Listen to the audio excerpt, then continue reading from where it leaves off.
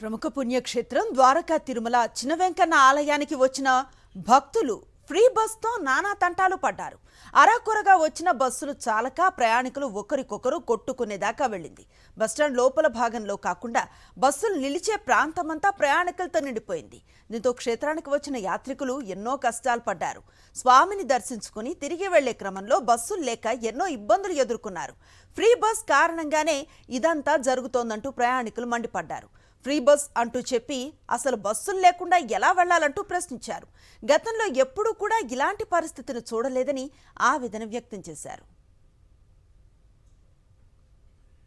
Sir పొద్దున్న నుంచి ఉన్నాను. ఏంటి బస్సులు ఏంటి, జనం ఏంటి, ఆటో ఏంటండి అసలు ఎప్పుడు డైలీ సర్వీస్ చేసే వాళ్ళకి కూడా బస్సు అవకాశం లేదు సార్. మాకు ఏంటండి ఇది ఇంతకుముందు ఎక్కడ ఉందండి? ఇది ఇంతకుముందు ఎట్లా ఉండేదా? సర్వీస్ చేసుకునే వాళ్ళకి కూడా మాకు ఎంత చూస్తాం ఇదిగా ఉండేది. ఇప్పుడు అసలు ఏదీ లేదు అసలు.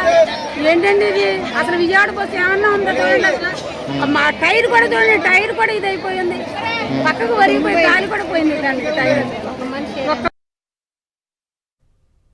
బస్సులు బస్ స్టాండ్కి వచ్చాం. పిల్లల్ని ఎక్కించుకొని వస్తే సంవత్సరం పిల్లల్ని బస్సు ఎక్కించుకోమంటే ఆయన బస్సు కూడా ఎక్కించుకోకుండా ఇక్కడ చూస్తేనేమో ఇలాగ ఇంకెక్కడ ఎక్కుతాము? బస్సులు కూడా ఎక్కువ లేవు. గంటకు ఒకటి వస్తుంది, ఎన్నిసార్లు బస్సులు కాబట్టి బస్సులు లేవు. మామూలు టైంలో శుభ్రంగా ఉండేవి.